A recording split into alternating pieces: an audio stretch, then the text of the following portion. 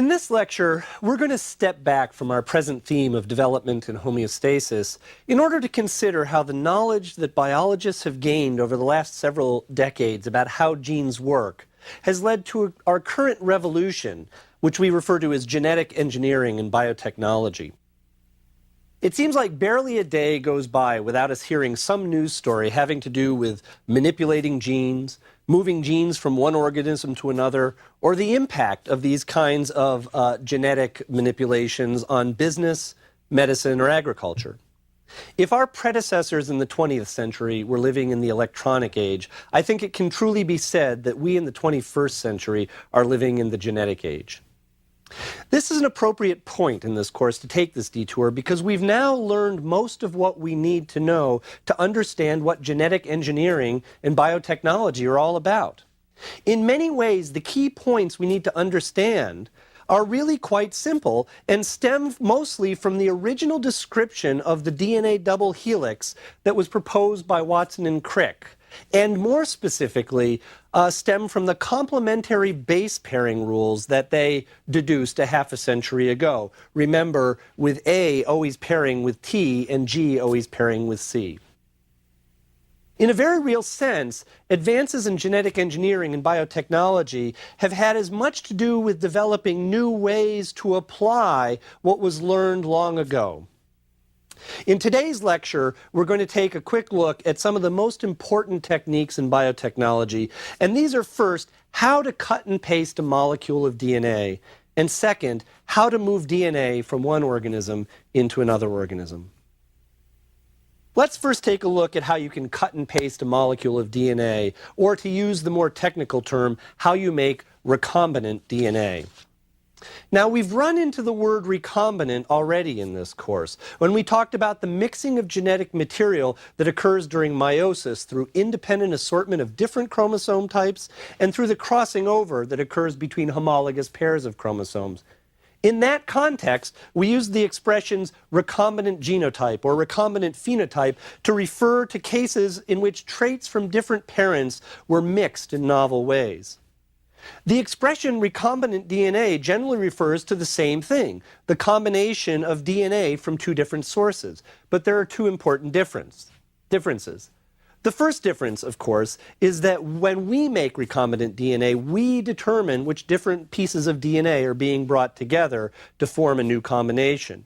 Unlike genetic recombination in meiosis, where the pieces that come together, which pieces come together, is largely a matter of chance. The second major difference is that we're able now to combine DNA from completely different organisms if we choose. Our ability to create recombinant DNA in the lab is based on a fortuitous discovery having to do with how bacteria defend themselves from being attacked by viruses. Remember that many kinds of viruses specialize in attacking bacterial cells. We call these bacteriophages. These viruses attach to the outside of the cell and inject their DNA or maybe their RNA into the cell. And then the virus's genetic material essentially takes control of the cellular machinery of the bacteria, turning it into a factory for making more copies of the virus. Of course, this is very bad news for the bacteria, so you can imagine that natural selection would favor the evolution of mechanisms that defend the bacteria against viral attack. One such mechanism, discovered in the late 1960s, involves enzymes produced by the bacteria called restriction endonucleases, or we sometimes call these simply restriction enzymes. These restriction endonucleases cleave the double helix of the DNA molecule, breaking it into two pieces, and in so doing, render the DNA non-functional. In this way, the viral DNA that's injected into the bacterial cell is essentially chopped up before it can take control of the bacteria. Well, this is an effective defense, but you might see a problem here. If restriction enzymes produced by the bacteria can cut up a molecule of DNA, what's to stop these enzymes from attacking the bacteria's own DNA? Part of the answer to this question is exactly what's made restriction enzymes so useful to molecular biologists. This has to do with the fact that a restriction endonuclease doesn't cut the DNA double helix in random places, but instead only cuts the molecule at a precise point defined by a particular sequence of bases. These sites are called recognition sites or restriction sites. Restriction endonucleases are so named because they only cut the DNA at these so-called restriction sites. Restriction sites are typically only a few nucleotides long. In fact, usually only about 4 to 6 bases long, although some can be longer, maybe up to 20 bases. Now, another interesting characteristic of restriction sites is that the two complementary strands of DNA usually are palindromic with respect to each other.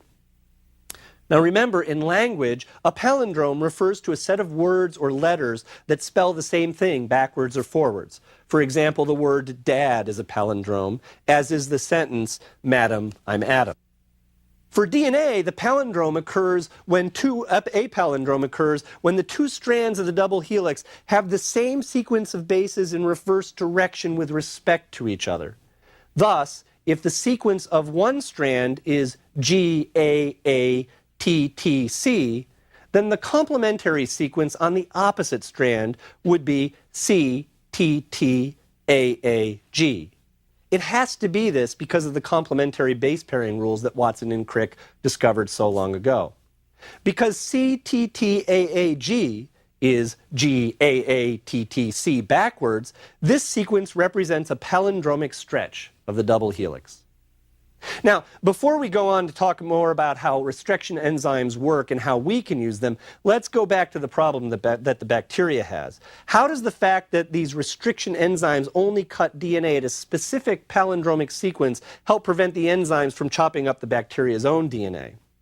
Actually, this fact doesn't help the bacteria directly because you can imagine, given that these sequences are so short, it's very likely that somewhere in the bacteria's own DNA that sequence will occur in one of its genes.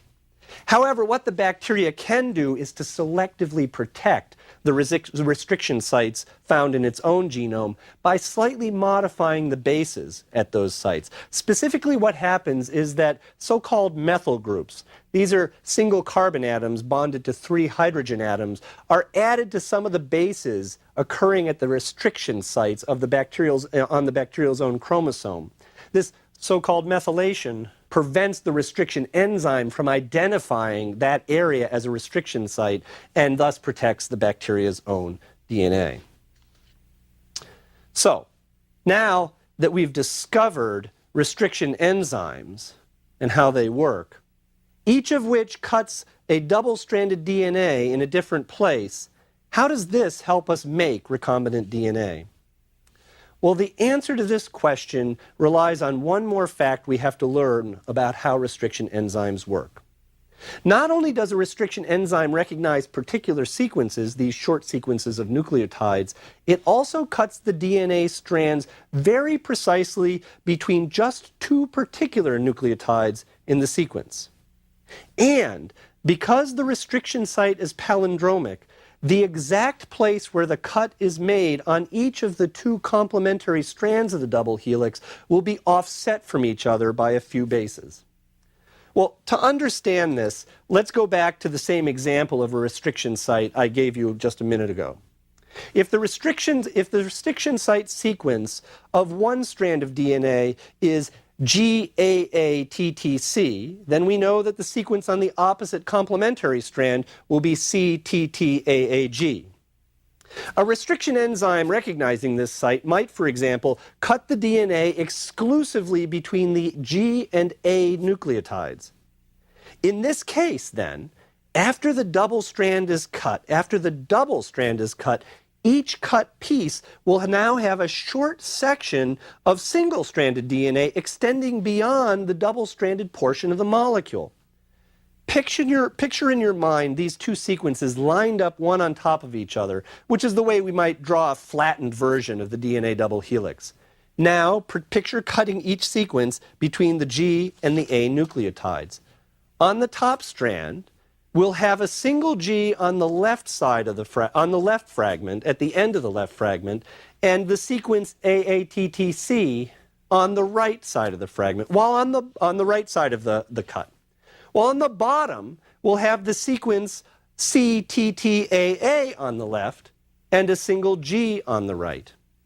The sequences AATT on the top strand in our drawing and TTAA on the bottom are the single-stranded ends produced by the offsetting cut made by the restriction enzyme. The exposed bases on these single-stranded pieces of the cut DNA molecule are called sticky ends. Now, the reason they're called sticky ends is because these single-stranded ends will form complementary base pairs and essentially stick to any other single-stranded sequence of bases having the complementary sequence. And here's the key point. The sticky ends from any fragments of DNA that have been cut using the same restriction enzyme will always be complementary to each other by definition. This means that if you cut two different DNA double helices with the same restriction enzyme, even DNA from completely different species, when you mix all of those fragments of DNA that occur together, they will come back together by the sticky ends base pairing with each other in different combinations. So you can mix and match DNA in this way. Then, if you add to the mixture the enzyme DNA ligase, this enzyme stitches together the newly joined DNA helices by building back the strong chemical bonds that the restriction enzyme had broken. Remember that DNA ligase is an enzyme normally that we were introduced to when we were talking about DNA replication. This is the enzyme that stitches together the pieces of DNA produced on the so-called lagging strand during replication. Once you've used DNA ligase to put the sticky ends back together permanently, you now have a piece of recombinant DNA that's made up of two different original molecules of DNA that were cut originally by the same restriction enzyme. Well, there are hundreds of different kinds of restriction enzymes that have been isolated from a variety of bacteria, and each different kind of restriction endonuclease recognizes a different DNA sequence, and thus cleaves DNA at a different point along the overall length of a molecule. By using different restriction enzymes, you can cut molecules of DNA in different places and then paste them back together in different arrangements. Now, of course, in practice, there are many, many other details that you have to consider to make this process work. But in theory, at least, our ability to cut and paste DNA to make recombinant DNA all boils down to the use of enzymes normally used by bacteria to defend themselves against viruses. These enzymes cut DNA in precise places. We can define what these precise places are. We can know what they are. And then we can use those enzymes to cut different molecules of DNA and have them come back together based on complementary base pairing, using the same rules that Watson and Crick had introduced us to so long ago. Well, now, the second major advance that led to the current biotechnology revolution, after we had figured out how to genetically engineer recombinant DNA, was to develop the ability to introduce the DNA from one organism into another organism, creating what we call a transgenic organism. Now, this might sound like it would be a difficult thing to do, creating a kind of genetic Frankenstein's monster. And in fact, most of the technological development in this area is devoted to figuring out different ways to do exactly this, put DNA from one organism into another. But we've already discussed one common way in which transgenic organisms are created when we talked about conjugation in bacteria. Remember that conjugation occurs when one bacterial cell forms a physical connection to another bacterial cell and then transfers a small piece of DNA called a plasmid.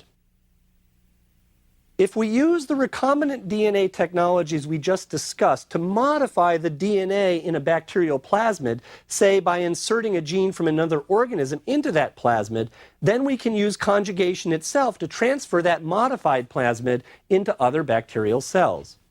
Let's quickly walk through an example for how this might work. Let's say we wanted to insert a gene from a firefly into a bacterial cell. Let's put a name on this. Let's say we want to insert the gene for the enzyme luciferase, which is the enzyme responsible for making the firefly's tail light up into an E. coli cell. Why would we want to do this? Well, a couple of reasons we would want to do this. We might want to get a gene into the bacteria so that we can make a lot of copies of that gene, which we might need to do if we wanted to study something about the structure of that gene. Alternatively, we might want to do that because we wanted to make a lot of copies of the protein produced by that gene. And it's a lot easier to make a lot of the protein using bacteria as opposed to raising fireflies. Now, to do this, what we have to do is to get the firefly luciferase gene into E. coli using a restriction enzyme that will clip out this luciferase gene from the firefly's genome and also make a cut, a single cut, in a bacterial plasmid piece of DNA. If we can find the right restriction enzyme to do this, and it's very likely we can because these restriction enzymes recognize so many different kinds of sites, different kinds of restriction enzymes, then we can use that same restriction enzyme to cut bacterial plasmids, to cut the firefly genome, and then to recombine the gene from the firefly with the plasmid using the sticky ends of both to have them come back together. Now, once again, to get this process to work, there are quite a few details that we'd have to pay attention to.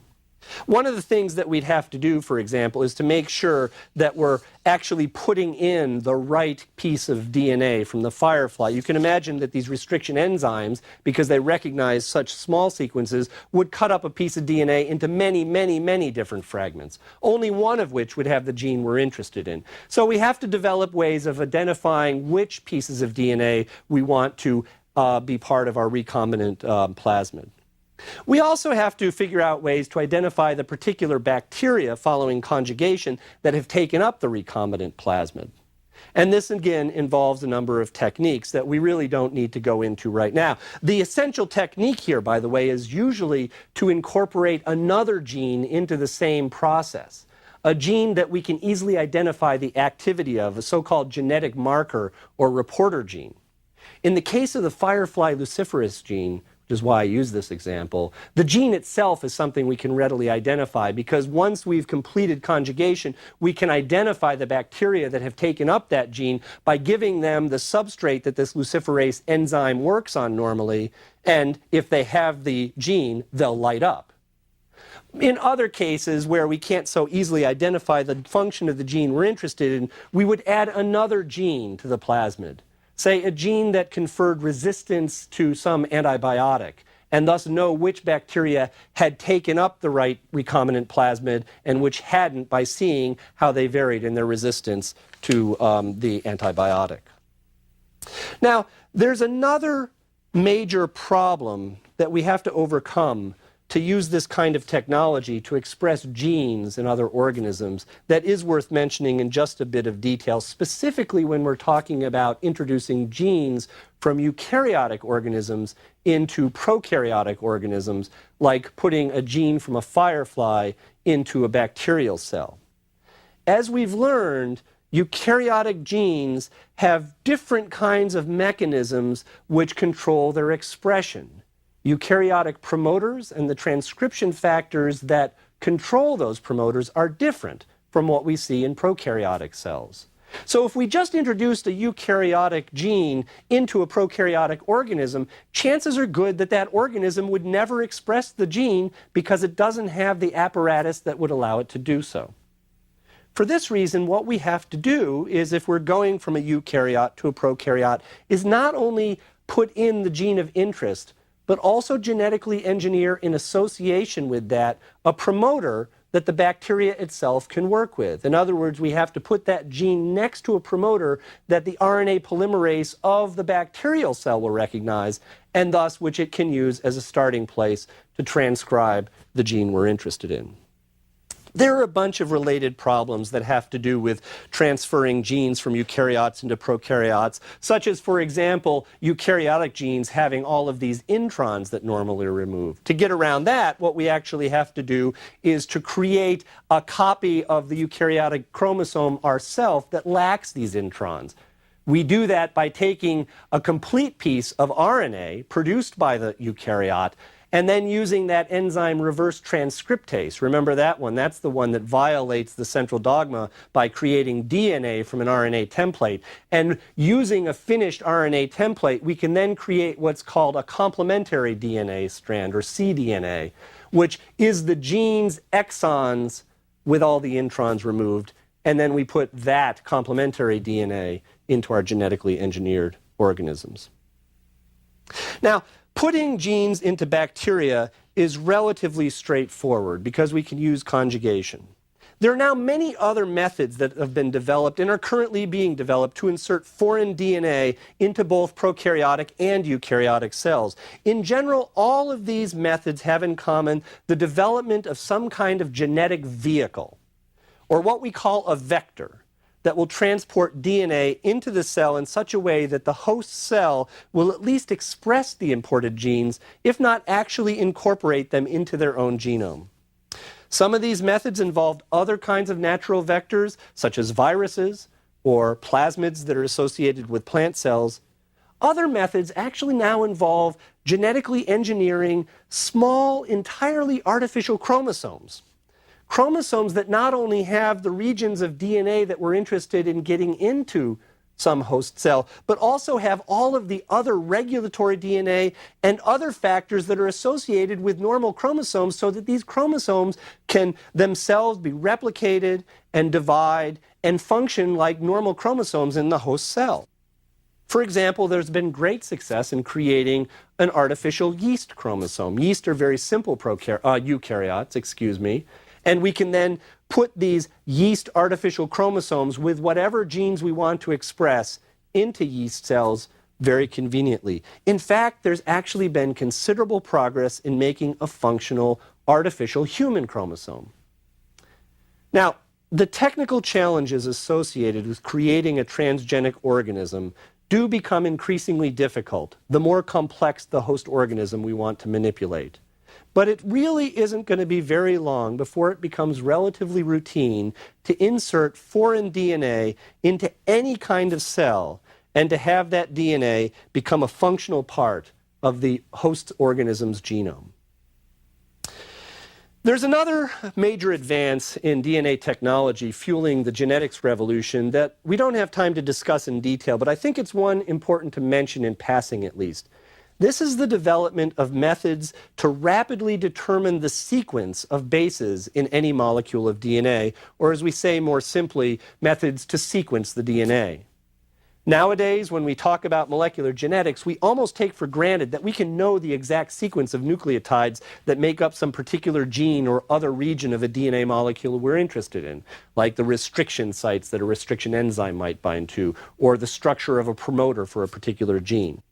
And as I'm sure you know, we've now sequenced the entire genomes of a number of different organisms, including humans. If we exclude bacteria from the list, there's probably about a dozen genomes that have been completed so far, a dozen different species. If we include bacteria, then that number goes up to hundreds. This is really a remarkable achievement and one we shouldn't take for granted. Now, as I said, we won't go into the specific details of how we sequence DNA, other than to tell you that here again, what is taken advantage of is knowledge of the fundamental mechanisms by which DNA is normally replicated in natural cells. Understanding these mechanisms have allowed the development of methods that will actually literally determine the exact order in which nucleotides are being added to a strand of DNA that's being synthesized from some template. And in so doing, with the right technology, we're essentially able to read the sequences of bases that define any stretch of DNA. Well, now that we've taken a look at some of the key techniques and innovations used in genetic engineering, I want to conclude the lecture by considering some of the ways that these techniques have been applied in biotechnology. Of course, one could teach an entire course on current applications of biotechnology, given the number and range of applications that we have today, which are increasing rapidly. What I'd like to do now, though, is just mention a few examples that illustrate the potential of biotechnology. Let me first point out, though, that actually in its broadest definition, biotechnology simply means the manipulation of organisms to make useful products. And it's something that humans have been doing since the beginning of recorded history.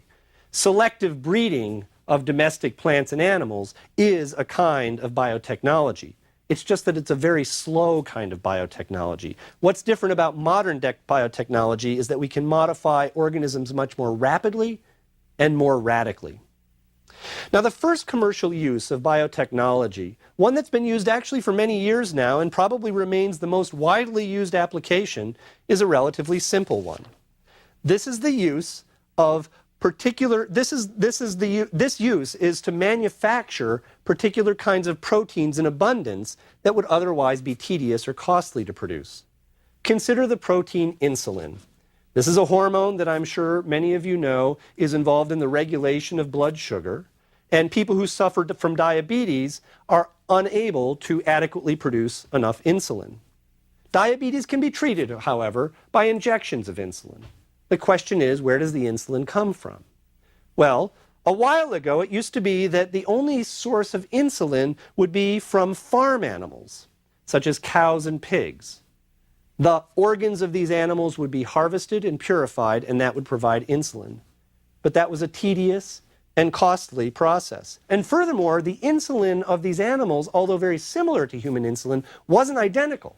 So it didn't always work in certain individuals. With the advent of modern biotechnology, however, it becomes a relatively simple matter to insert the human insulin gene into the genome of an E. coli bacteria, just as we talked about inserting the firefly luciferase gene. And in fact, now almost all insulin used in medical treatment is manufactured by genetically modified bacteria at a much lower cost and at a higher level of purity. There are dozens and dozens of other medically important proteins manufactured in the same way, and hundreds probably are in commercial development. Now, in the example we just discussed, the bacteria were genetically modified essentially to turn them into tiny chemical manufacturing plants, tiny protein manufacturing plants, and we were more interested in the protein, the insulin, than we were in the organism, the bacteria. But we might also genetically engineer organisms because we're interested in the organisms themselves. And many examples of this come from crop plants that have been modified. In the US, for example, close to 36 transgenic crops are now in common commercial use. Plants have been at the forefront of biotechnology because, for technical reasons, it's a little more easy to modify their DNA, to genetically engineer, to insert genetically engineered DNA into their cells than it is with animals, although we can do this now routinely with animals as well. So what kinds of genes might we want to insert into a crop species? Well, we might want to put in genes that improve resistance to insects, so we don't have to use as many pesticides, and that seems like a good thing. We might insert genes that cause increased growth, or that improve the nutritional value of the crop plant. In all cases, the point is to modify the organism so it's better for our use. Well, as you're probably aware, there are many people who are strongly opposed to genetically modifying crop organisms and other food organisms. Well, why are they? Well, opponents worry about a number of issues, and these are issues worth just paying attention to for a minute.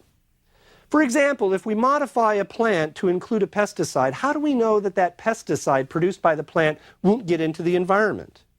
Or how do we know that genes introduced into modified species won't possibly get away from that modified species by some crossbreeding with a wild form? Or how do we know that the modified species itself won't escape from cultivation and essentially become some kind of super competitor with wild forms that are related to it? All of these concerns are valid, but at the same time, genetic engineering and biotechnology creating genetically modified organisms proceeds apace. It's going to be quite a lengthy debate to decide the extent to which we're willing to change species for our own use, the ethics of doing so, and the consideration of the potential costs of doing so to weigh against the benefits. Well, that's a brief tour of biotechnology and its impact. I wish I had more time to talk about it, but it's time to move on. And in our next lecture, we're going to come back to our theme of development and homeostasis and begin to look at the process of how cells talk to each other.